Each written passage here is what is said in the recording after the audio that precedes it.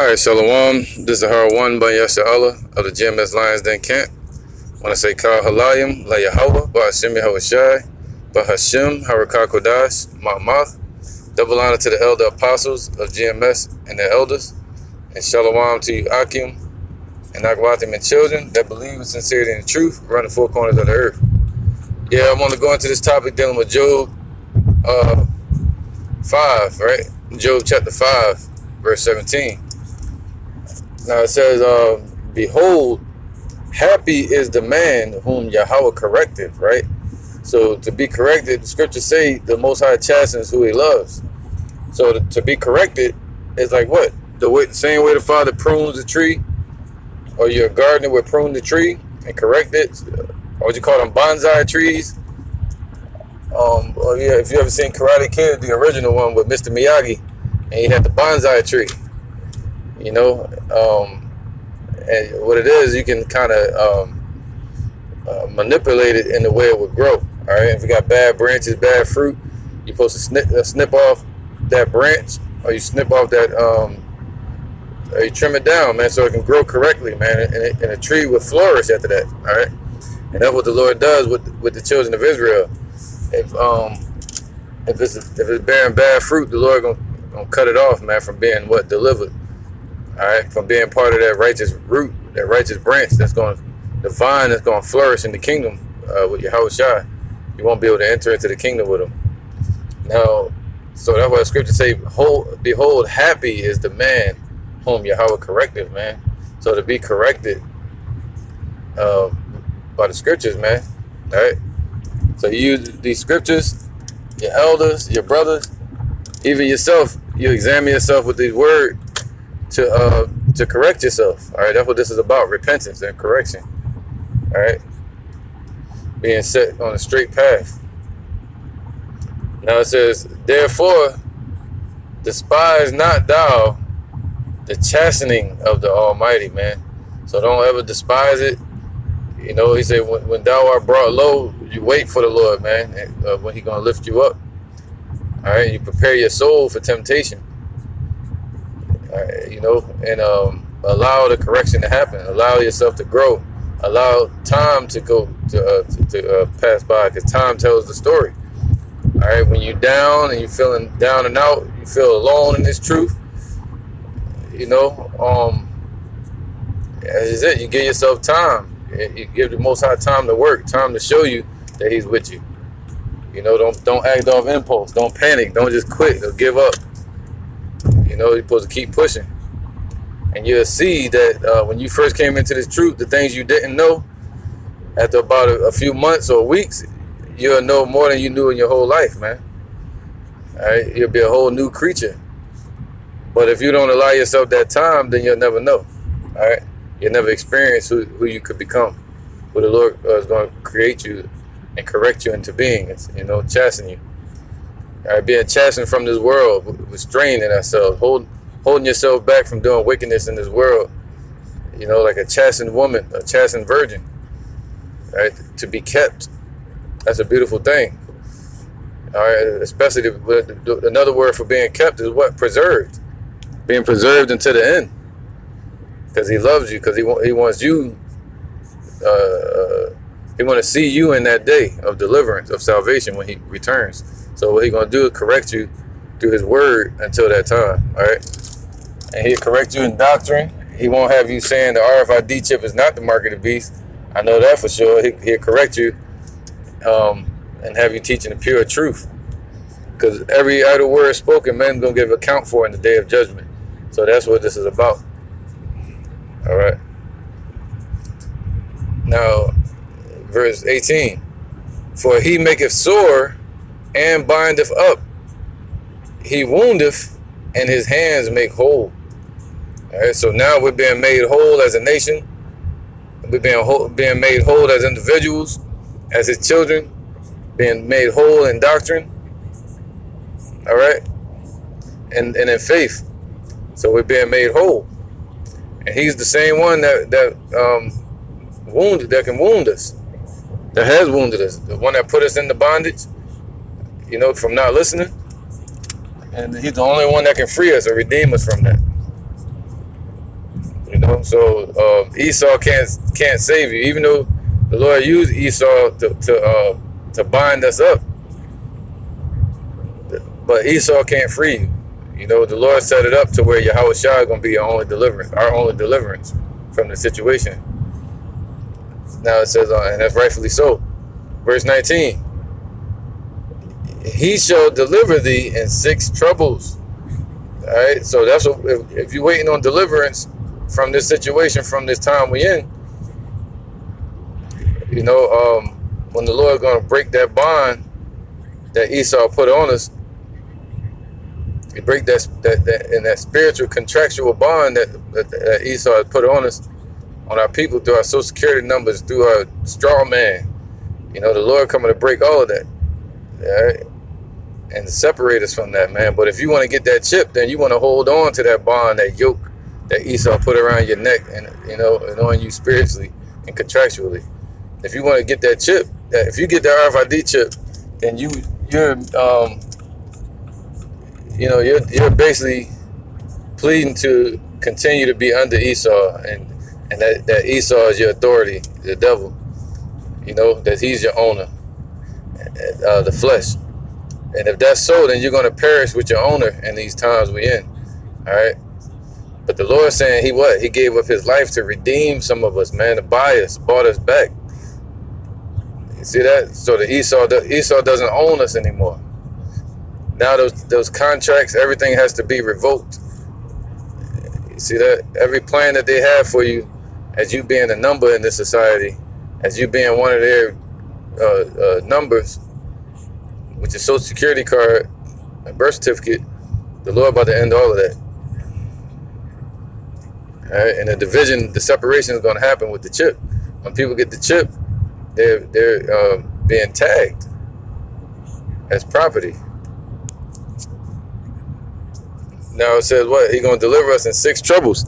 And 6 troubles, that's when what? The time of Jacob's trouble. All right, so that in the midst of that, that's when the deliverance is going to happen. The children of Israel, the hopeful elect, going to start being delivered in the 6 troubles.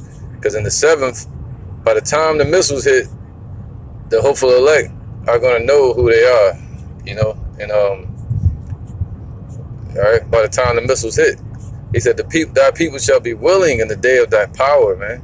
So when the hopeful elect get empowered, according to Psalms 91, is going to be in the midst of the dollar collapse, in the midst of them trying to bring martial law. All right, and the Lord going to raise up and protect his hopeful elect in that day, man, and give them fame in the lands where they were scattered. And this is before the kingdom, you know.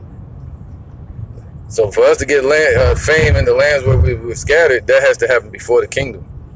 For the Lord give us fame through his prophecies, through us speaking and the things happen and come to pass, through the Lord making a man more precious than fine gold, a rarity upon the earth, where you have the men of the Lord in the midst, prophet, and ultimately with spiritual power, man, spiritual protection from the holy angels.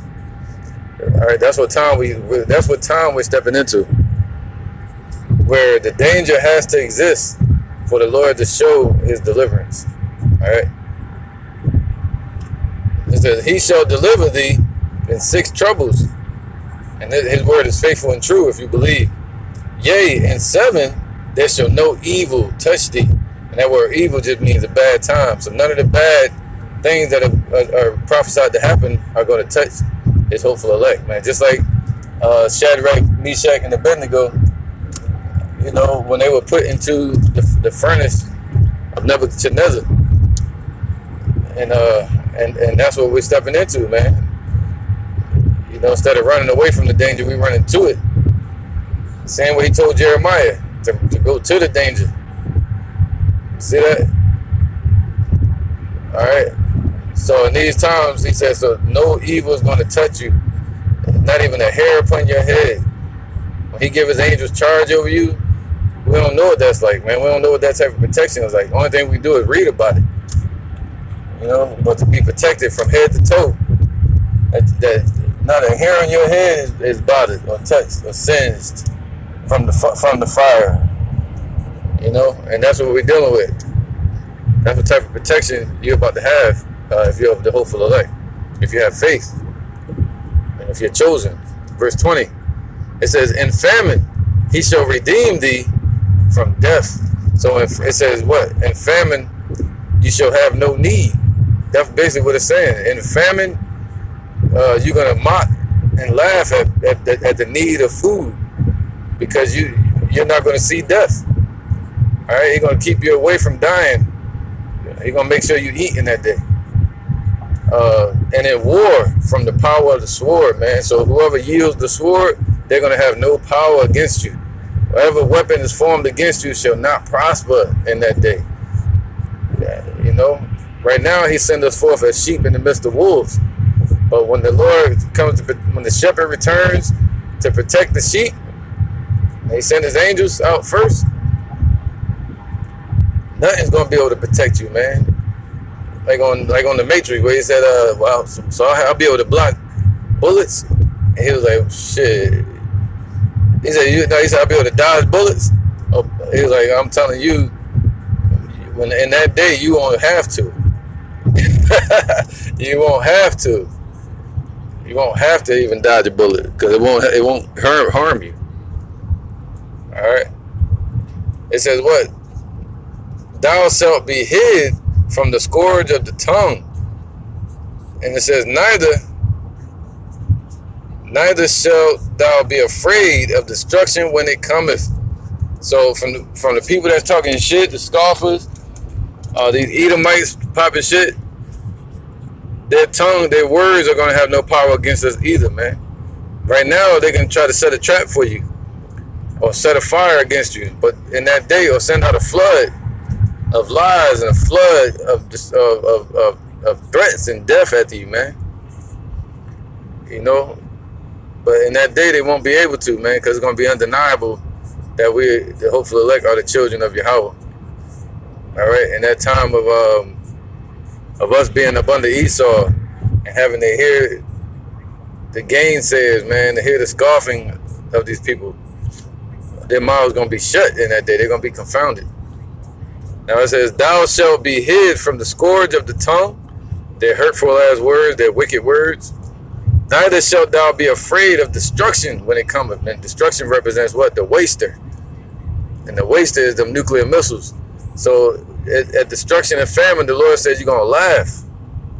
All right, I'm going to get that too. And it's right here next. Verse 22. So it says, so people are going to be afraid when they see the missiles being shot off. But it's going to be something about you to where you're not going to be afraid. The Lord going to make sure you're not afraid in that day. Now it says, at destruction and famine, thou shalt laugh. Can you imagine that, man? To see a famine happening right now in America, and there's no food, like over in Venezuela and things like that, or in Ethiopia, and everybody want food and they're all going to the market, but the Lord take care of you and give you food, and you laughing at the famine, or you laugh at the destruction that's coming here, or the weather atrocities, or the animals. That's why the scriptures say He's gonna give you power over the animals and power over the stones of the field. All right, so we're gonna be able to manipulate elements, manipulate the minds of the animals. All right, so the hopeful elect are going to be praying and begging the Lord to bring the destruction, because we know in the midst of that is going to be that deliverance, man. You know? Now, it says, at destruction and famine thou shalt laugh, right? Let the Lord say what?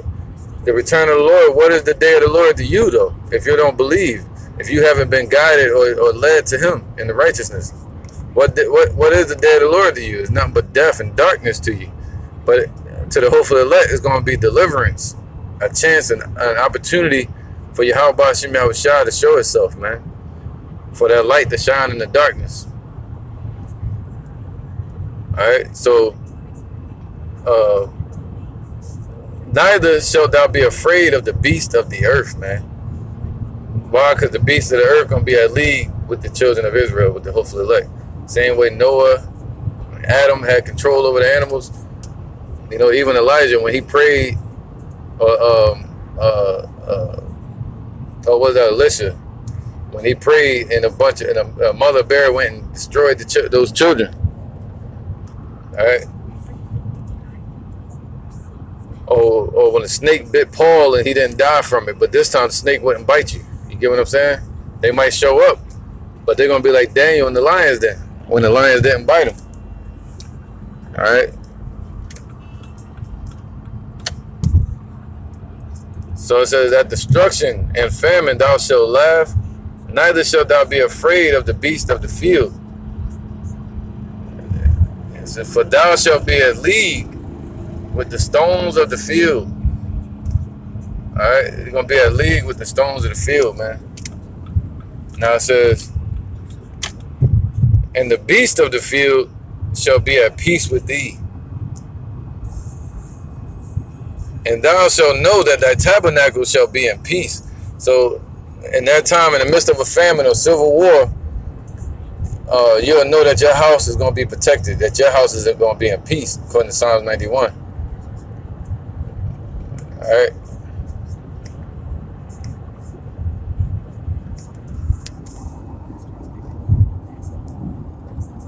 So, you know, that's something you'll know in that day. It said that verse 24, and thou shalt know that thy tabernacle shall be in peace, and thou shalt visit thy habitation and shalt not sin. Meaning when you return to your home, you're going to find nothing lacking. That's what that means, yo. You're not going to spaz out, go crazy. That you're going to see that your family's safe. You're going to see that there's food. The lights might be on. Who knows, man? Who knows, man? But in that time, it's going to be a choice to make. Your family might need food or something like that. You may have to decide whether you want to take them out into that madness or leave them safe at home if you got babies and things like that. But then when you return back to your resting place, wherever it's at, or your abode, it's going to be safety there. Because wherever you're at, it's going to be safe, considered safety or protected property. All right, or holy ground. How about that? Now it says, and thou shalt know that thy tabernacle shall be in peace, and thou shalt visit thy habitation and shall not sin, man. So you're going to know that your household is going to be safe and nothing's going to be lacking in your house. All right.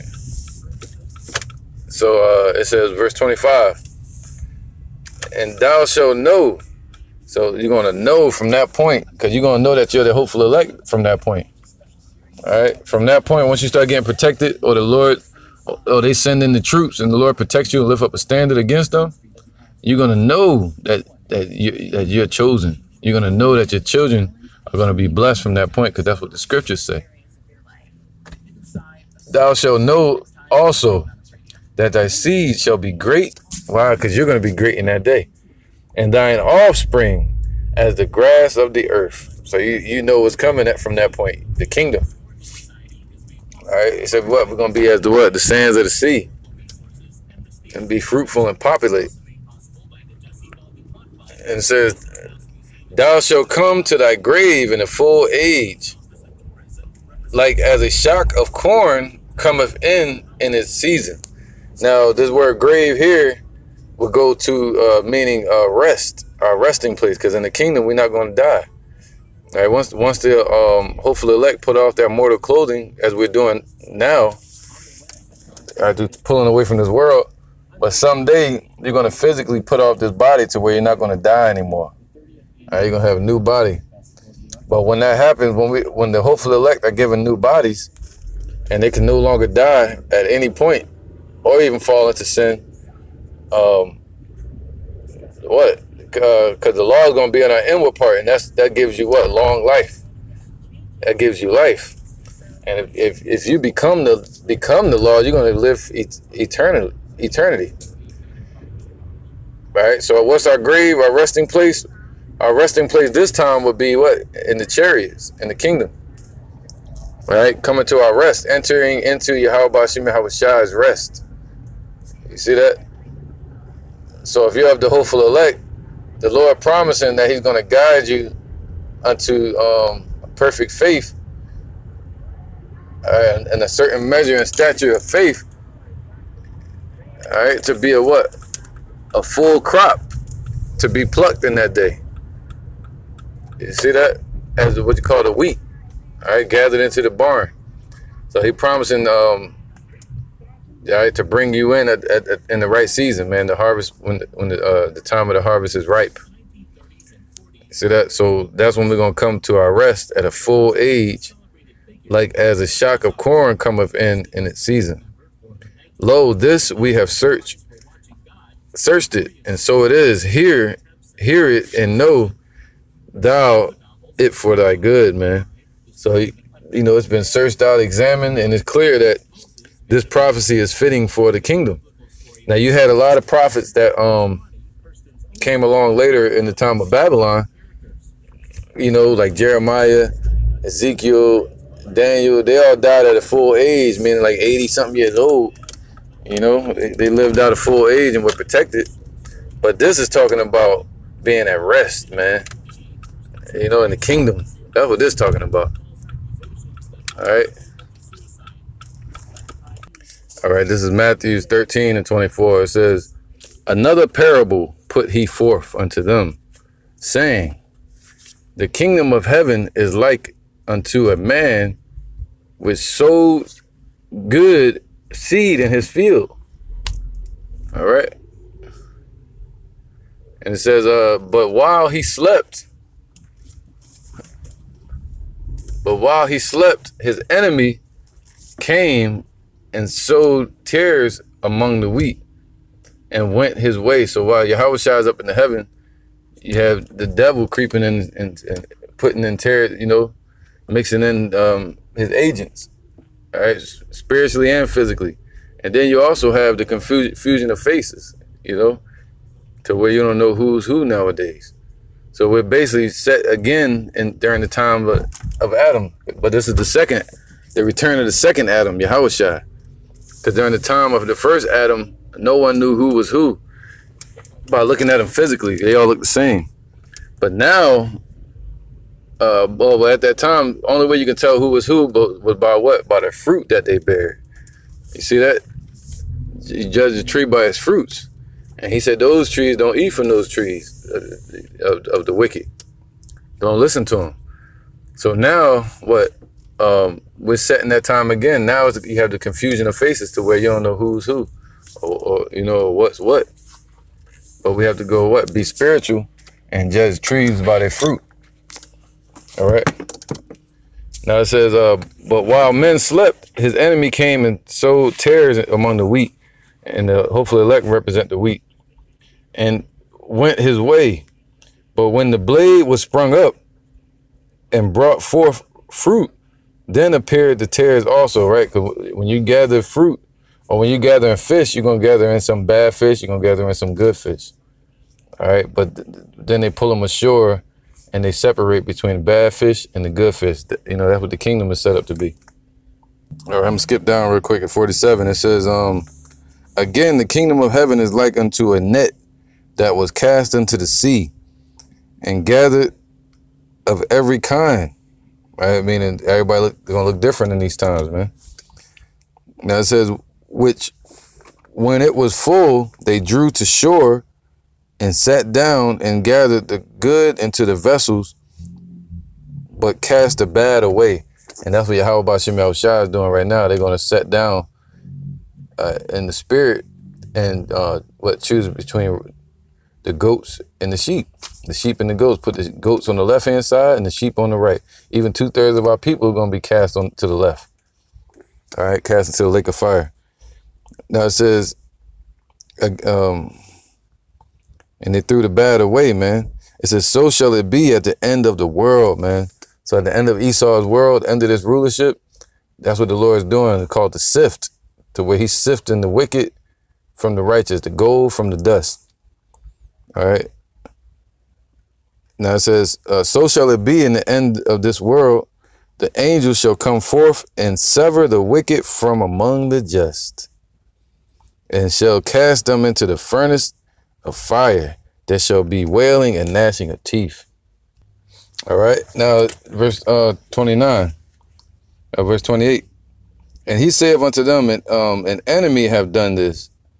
The servant saith unto him, wilt thou then that we go and gather them up? Like right now, you want to be a Black Panther? I'm going to go kill these crackers. Well, the scripture saying you're supposed to wait ye upon the Lord till he rise up to the prey. Because you can go kill somebody and that mess around and be your people. All right, you're committing sin. All right, and you know, we're not murderers. That's the thing, man. Esau is a murderer. Now it says, but he said, nay, lest while ye gather up the tares, ye root up also the wheat with them. See, let both grow together until the harvest. And in the time of harvest, I will say to the reapers. So the Lord gonna say to the angels, protect the hopeful elect and to destroy the wicked. All right, so that's why the Lord is being long suffering with Esau right now. It says, this is what he's gonna say to him: gather ye together first the tares, and bind them in bundles to burn them. So the wicked is being gathered right now. But gather the wheat into my barn, man. All right, that's why he said you're going to come to your rest in a full age. Almost like a shock of corn growing up. You know, standing high up above the blades of grass. You know, but if you look at wheat and the tare when it's little, they look the same. All right, but when they grow up, that's when you can tell what's what by the crop that it yields. All right, so right here it says,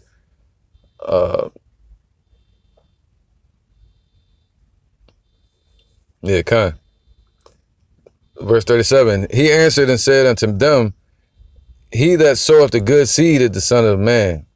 The field is the world, and the good seed are the children of the kingdom. But the tares are the children of the wicked, and that's 2/3 of our people as well. All right, and these heathens and Esau. So the children of the kingdom represents the one that's going to enter into his rest with Yahushua, the hopeful elect, the 144,000 and the 1/3. The enemy that sowed them is the devil. The harvest is the end of the world, and the reapers are the angels. All right. As therefore the tares are gathered and burned in the fire, so shall it be in the end of this world. The Son of Man shall send forth his angels, and they shall gather out of his kingdom all things that offend and them which do iniquity, and shall cast them into the furnace of fire. There shall be wailing and gnashing of teeth. Then shall the righteous shine forth as the sun in the kingdom of their Father. Who have ears to hear, let them hear. Right? Because in the midst of all this chaos, scriptures say the star is going to stop shining. Maybe there's not going to be any teaching. All right? But in the kingdom, we're going to shine again. All right? All right, this is Hosea 4:14. And it says, therefore, behold, I will allure her and bring her into the wilderness and speak comfortably unto her. All right, we're in that wilderness now, man. And the Lord is speaking comfortably unto us through what? His comforter, through his word. All right, the one, what he said, cause these words to be written in paper. Now, these words is written in paper, and he's speaking comfortably unto us, man, as he speaks unto the angels. All right, in the sense of comforting us with what? The truth, with promises, with prophecy. All right. So he said, I will speak comfortably unto her. And her is talking about the children of Israel. All right. The hopeful elect. All right. And speaking through the prophecies. Now, verse 15, it says, and I will give her vineyards from thence, in the valley of Achor, for a door of hope, and she shall sing there as in the days of her youth. All right, so we're gonna go back to the ways that we used to be during the time of King David, man. You know, during the time when we first was in those lands. So it's gonna be singing there again. Right now it's desolate. You know, the lions. He said the scripture said that the lions don't whelp there. The lions don't cry out. You know, the young lions don't cry out there. There's no food. There's no nothing there. It's dead there. All right, it's a desert. The city of David is destroyed today. You know, ever since 70 A.D. You see that? And spiritually, we were destroyed. That was symbolic. And now we're being risen back up through the Spirit, through His comfortable words, the Comforter, which is the Spirit of truth. All right, we're being comforted, man, and gathered. His Spirit have gathered them. So the Lord's Spirit is gathering us, man. So the Most High is keeping His promise to Yahushua, and they're both keeping their promises to the children of Israel, all right, to gather us in these last days. And darkness won't be able to comprehend that and understand that, man. So it's natural for it to be against us. And it shall be, so it's going to be just like when we were in the time of Egypt, all right, when the Lord spoke unto us through Moses, man. He gave us what? The first covenant, the laws. And now He's going to give us the second covenant, which is the laws in our inward part. Write them upon our minds, our hearts. All right, being drawn from the waters, as Mashah, Moses was. And having to deliver in the miracles that were shown to Moses when he threw down the staff, and it turned to a serpent and devoured their serpent, or their dragon. All right. So what's our dragon? Our dragon is Yahushua. It's going to devour their serpent, which is Esau, the spiritual demon Satan too as well. All right, the Lord going to devour the dragon, the EU. Now it says, and thou shall be, and He what? He going to deliver us, man. All right, deliver us the same way He delivered us from the first Egypt. The Lord going to deliver us from the second Egypt now. Right, same way He raised up Pharaoh, He's raised up Esau to show His power and long suffering, man, and destroying them. All right, and perfecting us in what you call the iron oven, man. And this iron oven today is America, the affliction. All right, we're being purified as gold, man. The Lord getting out all the impurities, all the scum, and separating the scum from the clean. All right. All right, this is Hosea 2:16. It says, and it shall be in that day, saith Yahweh, that thou shalt call me Ishi, and shalt call me no more Baali. Right? Ishi just means husband, and that's what we calling the Lord today.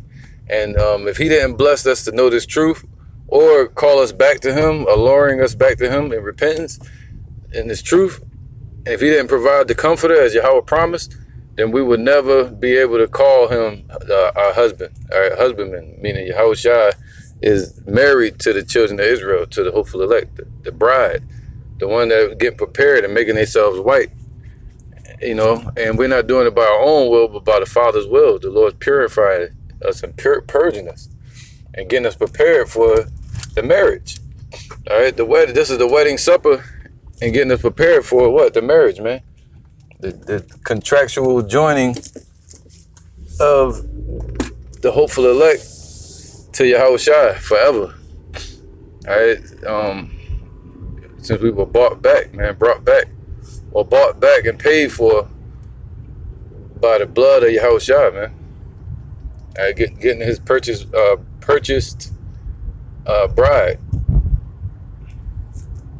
Now, and Baali represents what? The Lord of Flies. That's what the name of the devil is, Baal, which means the Lord of Flies, man.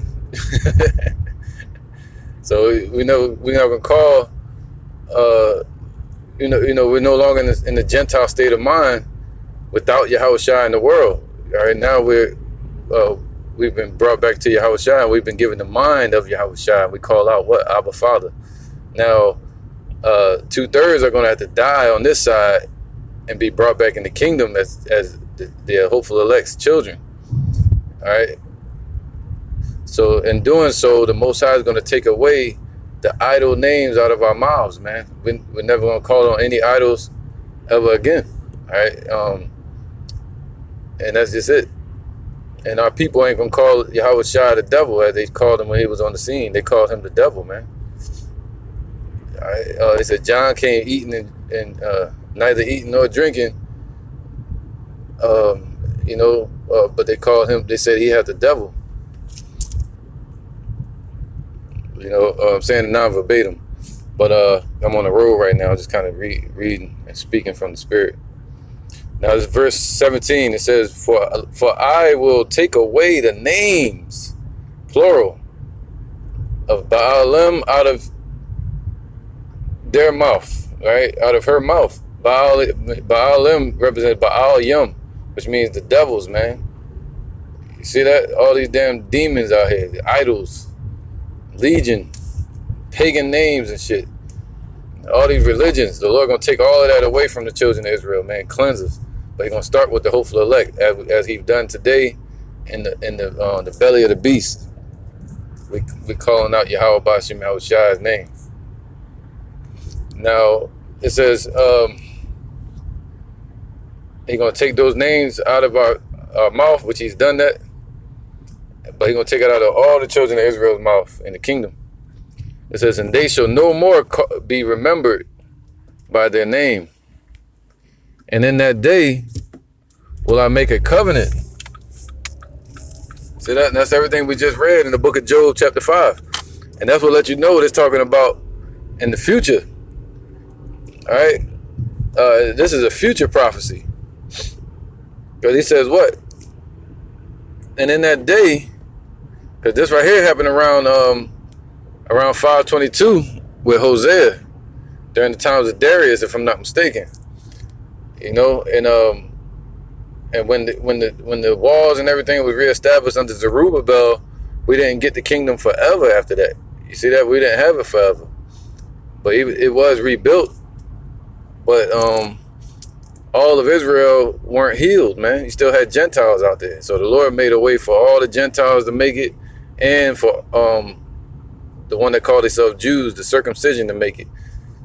All right, He sent Yahushua to speak the spirit of truth, and also to set up the comforter for His disciples, in the 1/3 today.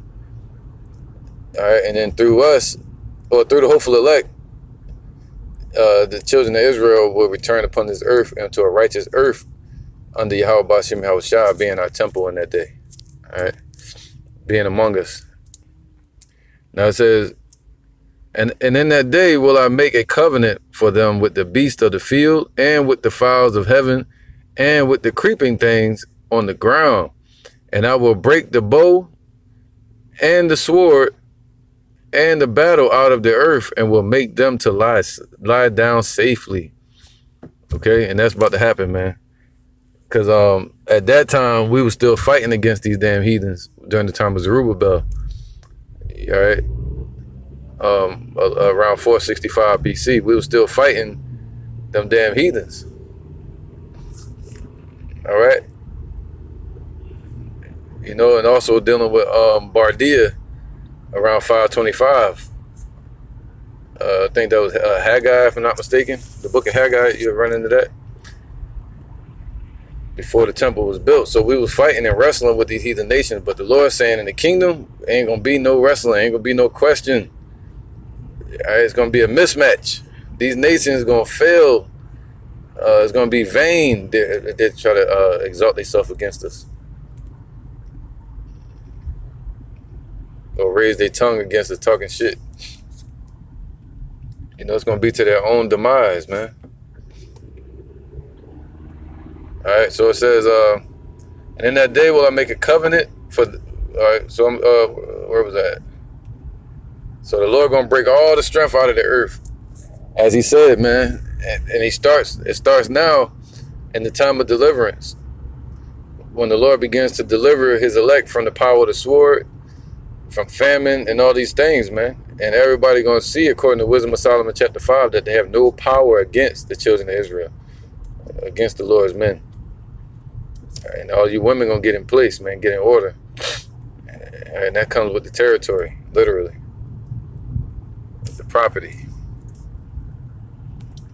Okay, so we're gonna dwell safely someday. And right now we're not dwelling safely. Right now we're not even dwelling amongst our neighbors. You come outside, you see your neighbors hate each other and shit. But in the kingdom, man, your neighbor's going to be your own people. Going to be people that believe in Yahweh Shai just as you. Your neighbor's going to be Yahweh Shai. Your neighbor's going to be angels and things like that, man. People that's keeping the laws and that love Yahweh Hashem Yahweh Shai. All right. Now it says, verse 19, and I will betroth thee unto me forever. Yea, I will betroth thee unto me in righteousness and in judgment. All right.